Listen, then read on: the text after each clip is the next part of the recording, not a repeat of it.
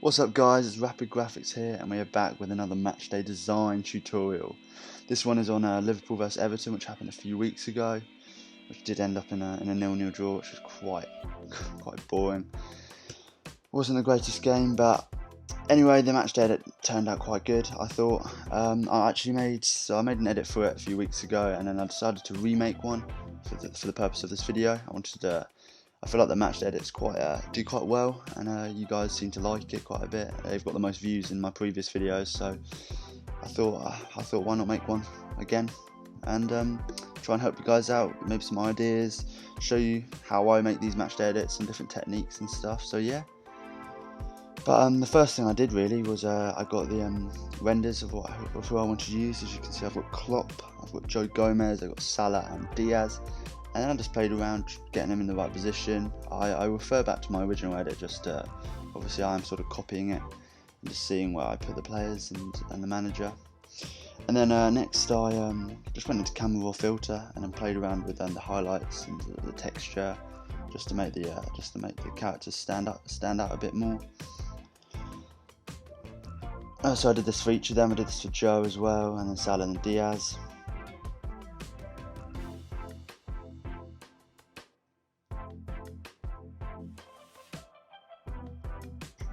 Again, I've said it on previous videos. This is sort of all to your.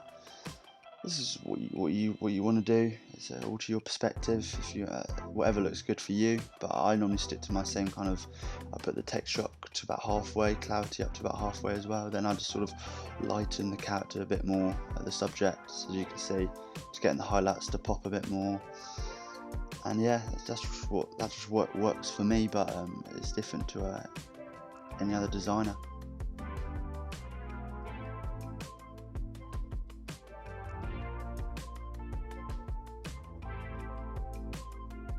So some of these renders that I've used, Salah and Diaz are from Footy Renders. I've mentioned them before. I'll leave the link below in the bio. But they're perfect for finding cutout renders, so easy and quick. Just drag them into Photoshop and you can use them from there. You just type in like the team name and then I'll have loads of renders for that team. Obviously the more popular teams like Real Madrid or that PSG, City have more renders. So I mean, if you are a champion, if you're following a lower team, in the championship or something, they probably won't have many renders, but I mean you might as well check. But the other one's Klopp was just from Twitter and Gomez was from just images, Google Images, and I cut them out before just to make this video a little bit quicker. So now once I've gone through camera raw filter with all of them, this is the next stage of me kind of making the each player stand out. And so first I make a layer, and then I fill the layer with 50% grey, as you can see I did before, and then I invert. No, I don't invert it. Sorry, I turn it to overlay over the subject. Then I go to the burn tool, and then I just use the burn tool to darken the shadows of the subject, and then after that I'll go to the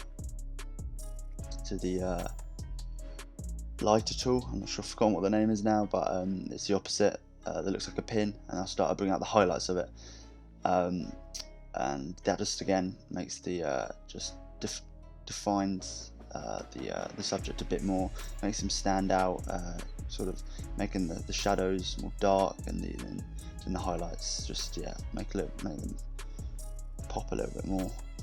And then after that's when I go to the curves layer, and I'll increase the curves to about, well, just so you can see that quite a difference in between the skin, between the highlight colour, and then I'll invert that and get the black brush once it's inverted, and I'll start painting in the highlights, making them a little bit more bright, and then vice versa, change it, and I'll add another curves layer.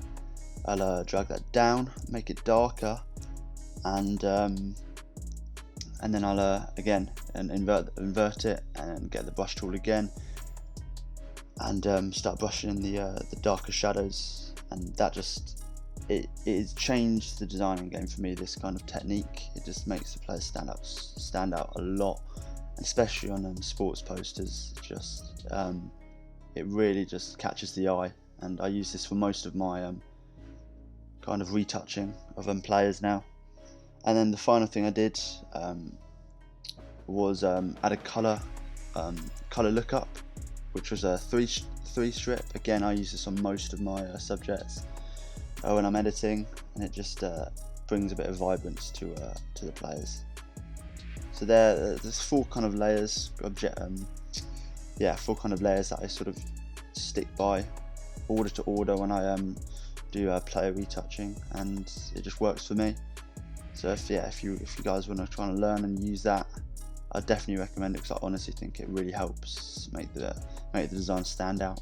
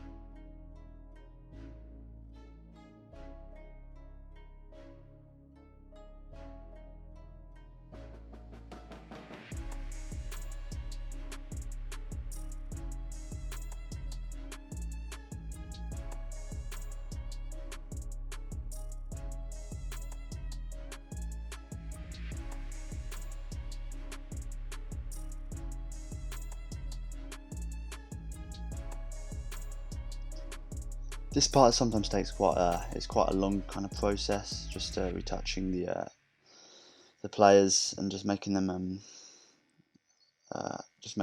stand out with just the shadows and highlights. But again, I just think it helps so much. Spend more time in focusing on the players, making them look really sharp and bright and vibrant, and then the rest of the piece will look good. You could put anything behind them, honestly, and I think they'll look good. Obviously, in being sensible, I don't mean put anything behind them, but having a decent subject focus with all of them looking sharp and like stood out. I think the design's already on its way to looking very good.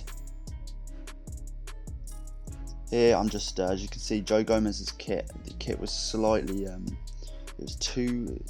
there's a different kind of red. Obviously, just the different kind of the camera and lighting that the photo's taken on. So I've had to, I just adjusted the vibrance to make the kit match with the Salahs and Diaz's. So now I've just created a new layer and dragged it below all of the players and obviously Klopp, and then it's just got a brush and added a lighter kind of red. I wanted this to be like just on top, coming out of this lighter red, and yeah, I thought it looks cool. It just brings again more vibrance to the piece.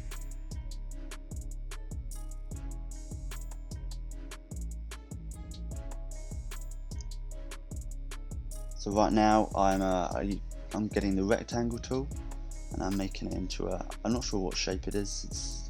I'm just sort of dragging the one of the corners up to the side,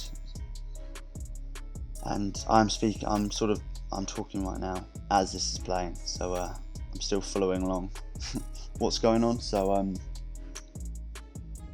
and then yes, that's it. So then I went to find an image of Goodison Park. Obviously that's where we were playing. It was an away day for Liverpool, so had to get the away day stadium, and the purpose, I was just wanting to get the stadium and put it in as just as a background behind just part of the design behind the players. In this, I thought the shape looked quite good. I didn't want having the whole stadium in the background. Just wanted a small little section of the poster to have Goodison Park in it. As you can see, it does look different to the original design, because obviously I was making this after it. But in the end, I actually prefer the design that I made for YouTube, for you guys. So yeah, and then here I'm just clearing off some of the lighter red colour to make the stadium just come out a little bit more. And then I'm just I clipped the stadium. No, that wasn't. I clipped the shape actually that the stadium is actually clipped to, and I'm just using the black brush to fade it out with the clipping mask.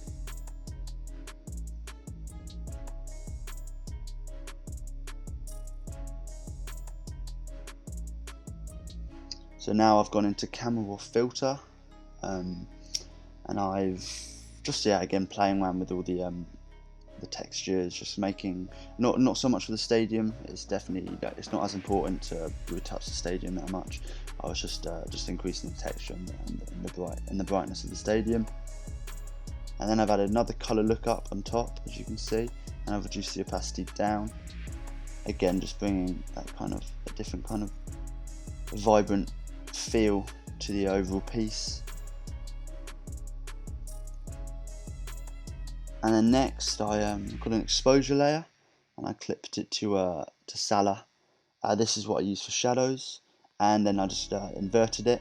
I dropped the exposure down, inverted it, and got the white brush and had the flow of the brush down to about 50%, and then I just painted in some shadows behind where Diaz is standing, and then again I did it onto Joe Gomez just behind Salah's shoulder, just to bring a bit more realistic feel to the design.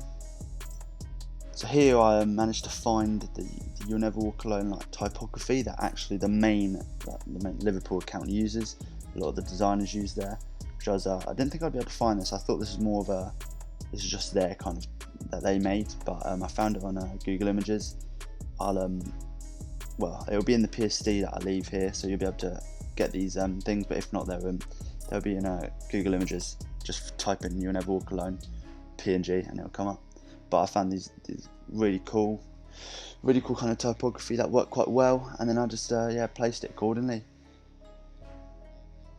Thought it looked quite cool on the right. There's quite a lot of space there, and then I wanted to make it a lighter colour, brighter kind of pinky red to make it stand out, and so you can read it.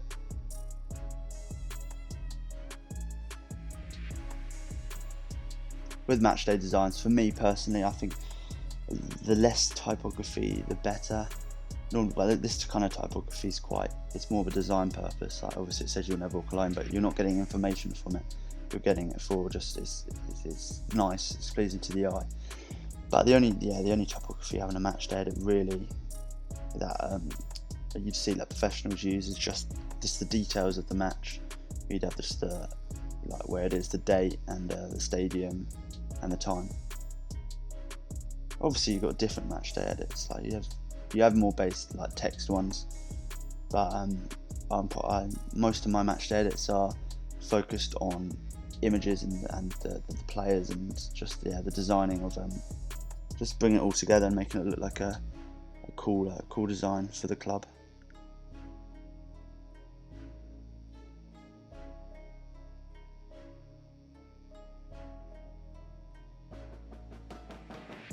So once the Everton and Liverpool badge are in, put them down in the bottom corner. And then I've added some more text, and this is where I start adding the details, adding Goodison Park, and then the date and the time. So I'm using the bold font here. This font is, to be honest, all my fonts that I get are from dafont.com. If you don't know it, it's brilliant. Literally thousands of fonts. You can just search on dafont.com. You just download them straight to your desktop, and then you just add them into Adobe Cloud.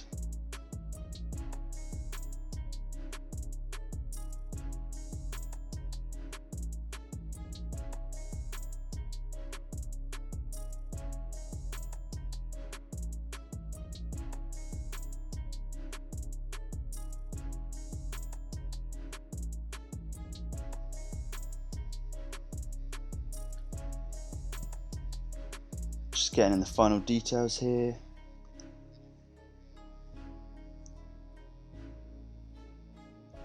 I quite like the smart kind of fonts, Helvetica.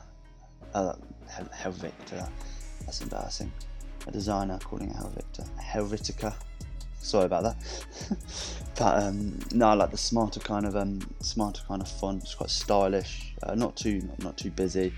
There's a lot of these kind of you've got these distorted kind of fonts, like glitchy effects. I think they do look cool, but when it comes to a Matchday edit, I want it to look professional and have a smart and classy look to the overall design.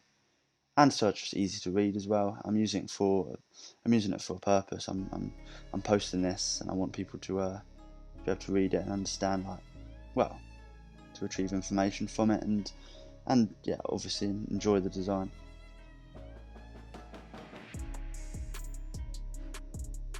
And of course, I'm putting in the Premier League logo, as it is a Premier League game, not just any game. Merseyside derby.